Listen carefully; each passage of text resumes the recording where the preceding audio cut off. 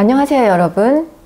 이번 강의에서는 위대한 개츠비를 중심으로 1920년대 미국 사회의 풍요로움과 빈곤함이라는 양면적 측면을 다뤄보고자 합니다. 나는 20세기 미국 문학을 전공했고 대학에서 영문학 강의를 하고 있는 한현숙입니다. 네, 안녕하십니까 여러분. 나는 20세기 서양사를 전공했고 대학에서 서양사를 강의하고 있는 김선아입니다. 여러분 만나서 반갑습니다. F. 스콧 피츠제럴드의 위대한 개츠비는 1920년대를 그린 가장 훌륭한 문학작품입니다. 미국의 1920년대를 알기 위해서 반드시 읽어야 할 작품이라고 할 수 있습니다. 피츠제럴드가 이 작품의 제목을 놓고 고심할 때 그중 하나가 블루, 레드, 앤 화이트였다고 합니다. 블루, 레드, 화이트 하면은 떠오르는 게 있죠? 네, 성조기. 네, 맞아요. 그렇다면 작가는 이 작품을 통해 어느 한 개인의 이야기를 하려 했다기보다는 바로 미국 사회 전반에 대한 이야기를 하고 싶었던 것이 아닐까요? 먼저 이 작품의 인물 소개부터 시작해 봅시다. 옆에 인물도를 좀 봐주세요. 가운데 위쪽에 연분홍색 수트를 입은 잘생긴 이 남자가 작품의 주인공 개츠비입니다. 가난한 집안에서 태어났지만 출신이나 환경에 굴하지 않고 자신이 원하는 이상적 삶을 위해 부단히 애쓰는 인물이죠.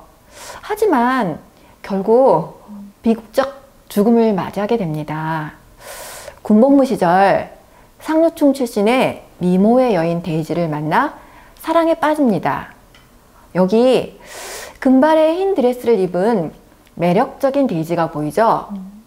여주인공 데이지는 개츠비가 1차 대전에 참전하는 동안 갑부 톰 부캐넌과 결혼합니다.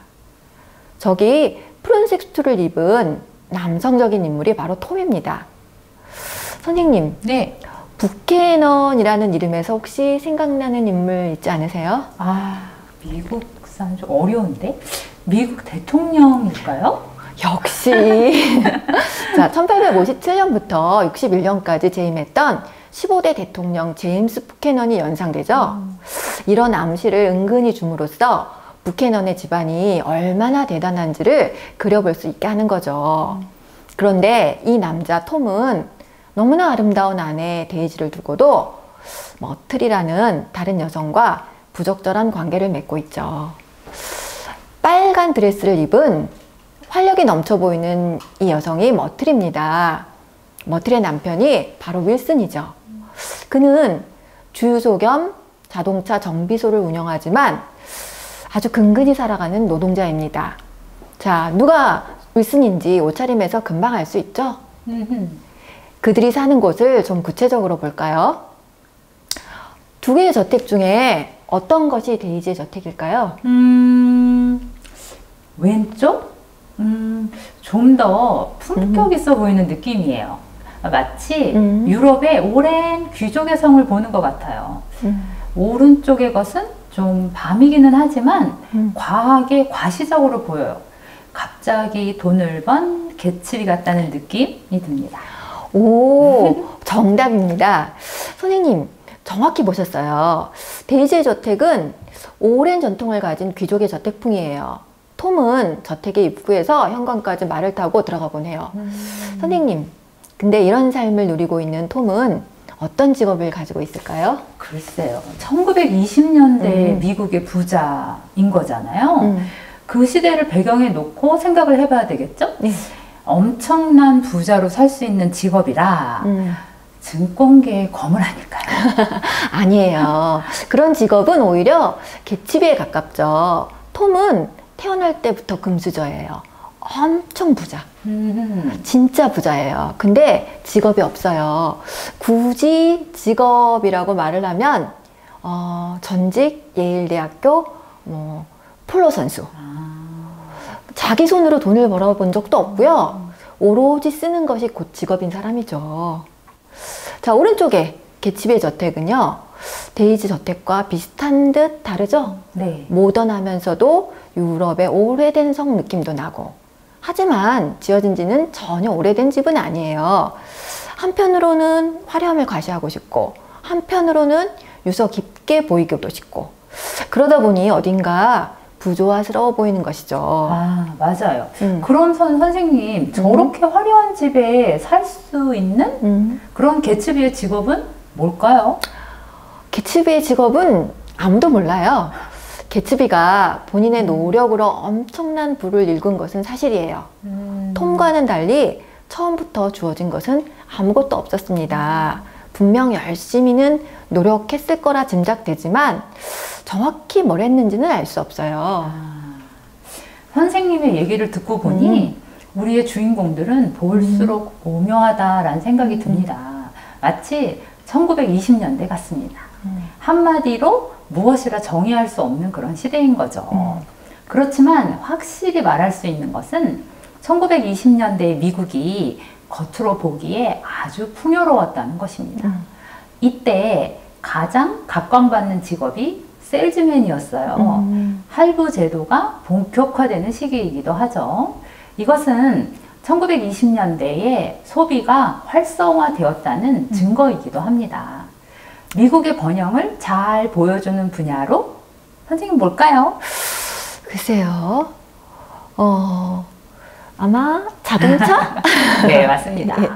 개츠비가 타고 다녔던 멋진 자동차를 한번 봐주세요. 이런 자동차는 공장에서 기계로 퍽퍽 엄청 많이 찍어내는 그런 자동차가 아니죠. 숙련공들의 손을 많이 거쳐야 하는, 그래서 조금만 생산하는, 가격은 엄청 비싼 네, 그런 차입니다. 이런 차를 타면 나 돈 많아. 네, 이렇게 말하지 않아도 그냥 충분히 그렇다는 것을 보여줄 수 있는 차죠. 네, 그림 네 번째와 다섯 번째는 1920년대에 미국 중산층이 어떤 옷을 입었을까라고 하는 것을 잘 보여주고 있습니다. 우리가 조금 이따가 볼 공장 노동자들의 모습과는 아주 많이 다르겠죠. 특히 여성들의 복장은 굉장히 발랄합니다. 아까 선생님이 잘 설명해 주신 우리의 격조 높은 여주인공 데이지도 가끔은 이런 복장을 하고 맨하튼을 나가지 않았을까요? 예. 멋진가요, 여러분? 하지만 대부분이 이런 생활을 했던 것은 아닙니다. 일반 사람들이 타는 차는 그림 여섯 번째에서 보는 것처럼 공장에서 대량으로 쏟아져 나왔습니다. 노동자들이 정신없이 돌아가는 기계에서 화장실 가는 시간까지 규제당하면서 일해야 했죠. 이 공장은 여러분 당시 미국뿐만 아니라 전 세계에서 자동차 산업을 대표했던 포드 자동차 공장입니다. 네, 지금도 나오잖아요, 포드차. 네. 다른 곳에 비해서 비교적 아주 높은 임금을 줬지만 그것은 일이 너무 힘들었기 때문이에요. 그러니까 그렇게 높은 임금을 줘도 필요한 노동자들을 확보하는 것이 생각보다 많이 어려웠다고 합니다. 아, 선생님, 그림 7, 8 저거 진짜 아니죠? 합성사진 아닌가요? 저거 너무 위험해 보이는데 정말 이래도 되는 건가요? 그쵸, 놀랍죠. 근데 참 슬프게도 저 사진은 진짜입니다. 그 그림 7과 8은 1920년대 후반에 그 엠파이어 스테이트 빌딩의 건설 현장을 보여주는 것이에요. 그래요? 네. 그러니까 이 1929년부터 이제 지어졌던 이 건물은 31년에 완성돼요. 그러니까 여러분 31년 그러면 대공황 시기잖아요. 네, 그러니까 미국이 죽지 않았다 이런 거를 보여주는 네, 위대한 미국을 상징하는 건물이었습니다. 그런데 그 시기에 저 건물을 지었던 노동자들은 안전 장비도 없이 저렇게 아찔한 높이에서 일을 해야 했답니다. 그림 7의 노동자들은 심지어 자세히 보세요. 네, 지금 뭔가 먹고 있죠. 근데 먹고 엄청 편하게 쉬고 있잖아요. 사실 이 빌딩을 지으면서 적지 않은 추락 사고가 났었죠. 1920년대의 기업가들은 돈을 정말 많이 벌었거든요. 근데 그렇다고 해서 그만큼 노동자들의 임금을 올려준 것은 아니었습니다. 노동자들의 임금은 참 형편없었거든요. 제1계곡이 바로 그런 노동자들이 살고 있는 곳이죠. 옆에 지도를 잠깐 봐주세요. 맨 오른쪽이 앞서 우리가 살펴본 데이지와 톰의 저택이 위치한 이스트에그입니다. 원래부터 부자였던 사람들이 사는 동네이죠. 그 왼편에 거기 좁은 반 건너 개츠비의 저택이 있는 웨스트에그. 신흥 부자들의 동네입니다. 이 부자들 동네에서 뉴욕시, 지도 왼쪽 끝에 보이죠? 그 뉴욕시와 그리고 뉴욕에서 약간 위쪽에 있는 맨해튼으로 가는 길목에 제 계곡이 위치합니다. 사진에서도 볼 수 있듯이 온통 재를 뒤집어 쓴 듯한 모습으로 묘사되고 있는 이 지역은 당시 실제로 쓰레기 하치장이 위치했던 장소로 도시의 산업 폐기물을 처리하는 곳이라고 할 수 있죠. 상징적으로 보면 부자들의 배설물, 자본주의 사회의 찌꺼기를 처리하는 곳으로도 생각해 볼 수 있습니다. 이곳에서 주유소 겸 자동차 정비소를 운영하고 있는 조지 윌슨과 머틀 부부의 삶이 바로 그런 모습을 가장 잘 보여주고 있죠. 그림의 아래쪽 건물 1층이 바로 윌슨의 정비소고요. 이 건물의 2층은 그들의 살림집이죠. 정비소 내부 모습은 앞서 우리가 봤던 톰과 개츠비의 집과는 다르게 매우 어둡고 우중충합니다. 그러네요, 진짜. 저 안이 되게 정말 어두운데 선생님 그러면 2층으로 가는 계단이 안 보이는데 어딨죠? 안쪽에 보면 우리는 잘 안 보이지만 계단이 있어요. 그러면 그 2층이 살림집이잖아요. 그럼 살림집인 2층에는 방이 여러 개 있을까요? 그럴 리가요. 그렇게 여유가 있는 집이라면, 방이 그렇게 여러 개 있을 정도의 여유가 있다면 머틀은 아마도 톰의 정부가 되지는 않았을 거예요. 머틀은 돈 때문에 사실 톰의 정부가 된 겁니다. 톰은 심지어 자신의 비싼 자동차를 미끼로 윌슨을 마음대로 조종하죠. 결국은 자신의 의도대로 윌슨은 개츠비를 살해하고 자기도 자살하고 말죠. 그림 위쪽에 보이는 저 광고탑을 한번 봐주세요. 이 광고탑은 폐점한 지 오래된 안경점을 광고하는 그런 광고탑인데요. 이 마을 전체를 내려다보는 것 같죠? 네. 사실 이곳에는 이제 더 이상 신은 존재하지 않으며 대신 자본주의, 상업주의라는 신이 사람들의 삶을 이렇게 지켜보고 있음을 암시하죠. 이런 암울함을 버티게 해준 놀라운 것이 있잖아요. 혹시 선생님 술 말하시는 거예요? 맞습니다. 그런데 놀라운 것은 1920년대가 금주법의 시대라는 것이에요. 1920년 1월부터 시작해서 33년이 돼서야 금주법이 폐지되죠.